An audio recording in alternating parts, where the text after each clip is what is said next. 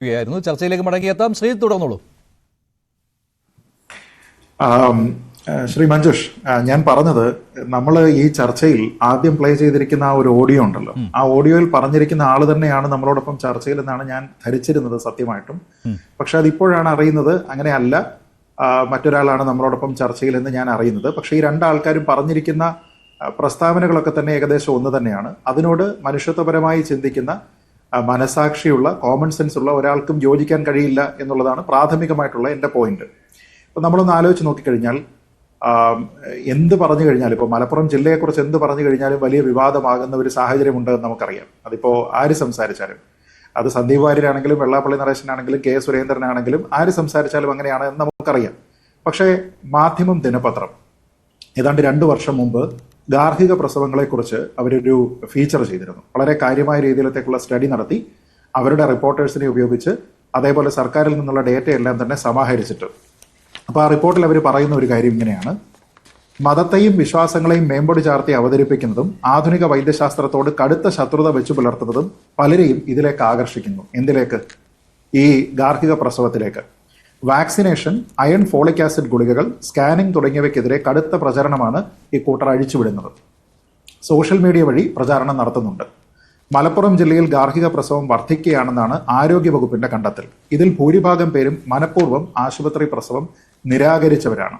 എന്ന് വെച്ച് കഴിഞ്ഞാൽ ആശുപത്രിയിൽ പ്രസവിക്കേണ്ടതില്ല എന്ന രീതിയിലത്തേക്ക് ആൾക്കാർ വീട്ടിൽ നിന്ന് തീരുമാനമെടുക്കുകയാണ്. ഈ വീട്ടിൽ നിന്ന് എടുത്തിരിക്കുന്ന തീരുമാനം സ്ത്രീകൾ എടുത്തിരിക്കുന്ന തീരുമാനമാണ് എന്ന് കരുതാനായിട്ടുള്ള യാതൊരു വിധത്തിലുള്ള മാർഗവുമില്ല. പിന്നെ സ്പെസിഫിക് എക്സാമ്പിൾസ് പറയുന്നുണ്ട്. ഇപ്പൊ തിരൂർ തലക്കാട് ഭാഗത്ത് 38 വയസ്സുള്ള ഒരു സ്ത്രീ അവരുടെ 14ാമത്തെ പ്രസവം വീട്ടിൽ നടത്തി എന്നാണ് പറയുന്നത്. ഞെട്ടിപ്പിക്കുന്നതാണ്. എന്നെ ഇതിൽ ഞെട്ടിപ്പിച്ചത് വീട്ടിൽ നടത്തിയിരിക്കുന്ന പ്രസവത്തിനെ പറ്റി അല്ല, 38 വയസ്സുള്ള ഒരു സ്ത്രീ 14 തവണ പ്രസവിച്ചു എന്നുള്ളതാണ്. അപ്പോൾ ആ രീതിയിലത്തേക്ക് മതത്തിൻ്റെതായിട്ടുള്ള ഒരു താല്പര്യം ഇതിൽ പ്രവർത്തിക്കുന്നുണ്ടോ ഇല്ലയോ എന്ന് ചോദിച്ചാൽ, ആരോഗ്യപരമായിട്ടുള്ള ഒരു വിഷയത്തിനെ കുറിച്ച് അങ്ങനെയുള്ള ആൾക്കാർ അഭിപ്രായം പറയേണ്ട സ്ഥലത്താണ് മതപരമായിട്ടുള്ള വിഷയങ്ങളെ പറ്റി അഭിപ്രായം പറയുന്ന ആൾക്കാർ അതിനെക്കുറിച്ച് വ്യാഖ്യാനിക്കാനായിട്ടും ഇതിനെയൊക്കെ തന്നെ ന്യായീകരിക്കാനായിട്ടും ശ്രമിക്കുന്നത്. അപ്പോൾ ഇവരെല്ലാവരും തന്നെ ചെയ്യുന്നത് എന്താണ്?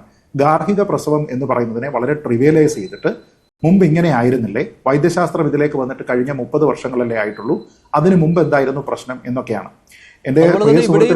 ഉണ്ടാകുന്നില്ലേ? അതുപോലെ ചോദ്യമാണ് ഇപ്പോൾ അൽതാഫ് ചോദിച്ചത് തന്നെ, ആശുപത്രികളിൽ മരണം ഉണ്ടാകുന്നില്ലേ എന്നൊക്കെയാണ്. പക്ഷേ ആശുപത്രികളിൽ പ്രസവം നടന്നാൽ അത് ജീവൻ രക്ഷിക്കാൻ പറ്റുമെന്നുള്ള വിശ്വാസമെങ്കിലുമുണ്ട്, ഉറച്ച വിശ്വാസമെങ്കിലുമുണ്ട്. മറിച്ച് വീട്ടിലാണെങ്കിലോ? അല്ല, നോക്കൂ, ഇത് ഈ ആശുപത്രികളിൽ മാത്രമല്ല പ്രസവം നടക്കുന്നത്, വീടുകളിൽ പ്രസവം നടക്കാറുണ്ട് എന്നുള്ളത് ശരിയാണ്. വിവിധ രാജ്യങ്ങളിൽ അങ്ങനെ വീടുകളിൽ പ്രസവം നടക്കുന്നതിൻ്റെ ഉദാഹരണങ്ങളുമുണ്ട്. പക്ഷേ അങ്ങനെയുള്ള സ്ഥലങ്ങളിലെല്ലാം തന്നെ ഫിസിക്കലി ആക്സസ് ചെയ്യാനായിട്ട് ബുദ്ധിമുട്ടുള്ള, അവിടെ പ്രാദേശികമായിട്ടുള്ള സൗകര്യങ്ങളില്ലാത്ത സ്ഥലങ്ങളിലാണ് കൂടുതലായിട്ടും ഈ ഡോക്ടർമാർ നേരിട്ട് ഇടപെടാത്ത രീതിയിൽ, ആശുപത്രി നേരിട്ട് ഇടപെടാത്ത രീതിയിലത്തേക്കുള്ള പ്രസവം നടക്കുന്നത്. പക്ഷെ അപ്പോൾ പോലും വളരെ ട്രെയിൻഡ് ആയിട്ടുള്ള മിഡ്വൈഫ് യോഗ്യതയുള്ള ആൾക്കാർ, വളരെ കൃത്യമായി ട്രെയിനിങ് ലഭിച്ചിരുന്ന ആൾക്കാരാണ് ഇതുമായി ബന്ധപ്പെട്ട കാര്യങ്ങളെല്ലാം തന്നെ നോക്കുന്നത്.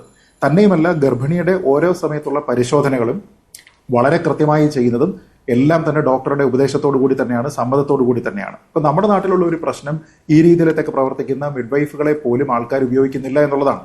മിഡ്വൈഫുകൾക്ക് ഇവിടെ അതിന് വേണ്ടത് രീതിയിലത്തേക്കുള്ള പ്രൊഫഷണൽ യോഗ്യതയുണ്ടോ എന്നുള്ളത് സെക്കൻഡറി ഡിബേറ്റാണ്. പക്ഷേ ഇവിടെ ട്രെയിൻഡ് അല്ലാത്ത ആൾക്കാർ, പണ്ട് കാലത്താണെങ്കിൽ നമ്മൾ ഈ പറഞ്ഞിരിക്കുന്നതൊക്കെ ശരിയാണ്. പണ്ട് കാലത്ത് ഇപ്പോൾ 1920-ൽ 1930-ൽ എങ്ങനെയൊക്കെയാണ് എന്ന് ചോദിച്ചു കഴിഞ്ഞാൽ ശരിയാണ്. പക്ഷെ അന്നുള്ള ആൾക്കാരുടെ ആവറേജ് ലൈഫ് എക്സ്പെക്ടൻസി എത്രയാണ്? ഒരു സ്ത്രീ എത്ര തവണ പ്രസവിച്ചിട്ടുണ്ട്? അതിൽ എത്ര കുട്ടികൾ സർവൈവ് ചെയ്തിട്ടുണ്ട്? പല സ്ത്രീകളും ഈ പ്രസവത്തോടു കൂടി തന്നെ മരിക്കുന്ന സന്ദർഭങ്ങൾ ഉണ്ടായിട്ടുണ്ട്. ഇപ്പം ഞാൻ പറയുന്നത്, ആ സാഹചര്യത്തിൽ നിന്ന് നമ്മൾ എത്രയോ പുരോഗമിച്ചു. പണ്ട് കാലത്ത് ഇപ്പോൾ ഇവരെല്ലാവരും തന്നെ പറയുന്ന, ഈ ഉസ്താദും മറ്റു ആൾക്കാരും എല്ലാം തന്നെ പറയുന്ന പീരീഡിൽ നമ്മുടെ നാട്ടിലെ ഗതാഗത സൗകര്യങ്ങൾ എങ്ങനെയായിരുന്നു? നമ്മുടെ നാട്ടിലെ ഗതാഗത സൗകര്യം എന്ന് പറയുന്നത് പലപ്പോഴും കാളവണ്ടിയായിരുന്നു. ഇന്ന് ഉസ്താദൊക്കെ യാത്ര ചെയ്യുന്നത് കാളവണ്ടിയിലാണോ? അപ്പോൾ പണ്ട് കാലത്ത് ഇങ്ങനെ കാളവണ്ടിയിൽ ആൾക്കാർ യാത്ര ചെയ്തിട്ടില്ലേ എന്നതിന്റെ പേരിൽ ഇന്നും ഇവരിതാണോ ചെയ്യുക? പണ്ട് കാലത്ത് പബ്ലിക് അഡ്രസ് സിസ്റ്റം ഉണ്ടായിരുന്നില്ല. പക്ഷെ ഇന്ന് ഇവർ മൈക്ക് വെച്ച് കെട്ടിയിട്ടല്ലേ അനൗൺസ്മെന്റും അവരുടെ പ്രസംഗങ്ങളും കാര്യങ്ങളും ഒക്കെ നടത്തുന്നത്. അപ്പൊ കാലം കുറെ മുന്നിലേക്ക് പോയി. നമ്മുടെ നാട്ടിലുള്ള ഇന്നത്തെ ആൾക്കാരുടെ താല്പര്യം എന്താണ്? സർക്കാരിന്റെ താല്പര്യം എന്താണ്?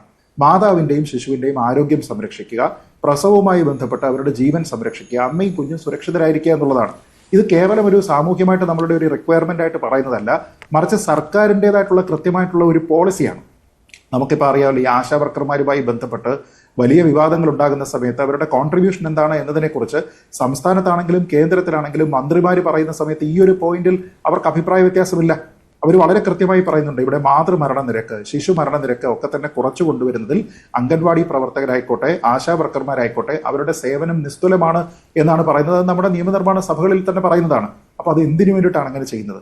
ഇവിടെ പല ആൾക്കാരുടെ സ്വാതന്ത്ര്യമാണ്. അതായത് ചില പുരുഷന്മാർ ഈ രീതിയിലത്തേക്കുള്ള തീരുമാനങ്ങൾ എടുക്കുകയും മതത്തിനെ അതിലേക്ക് കൂട്ടിക്കെട്ടുകയും ഒക്കെ ചെയ്യുന്ന സമയത്ത് ഈ സ്ത്രീ, ഈ അമ്മ, ഇവരുടെ സ്വാതന്ത്ര്യം നിഷേധിക്കപ്പെടുന്നുണ്ട്.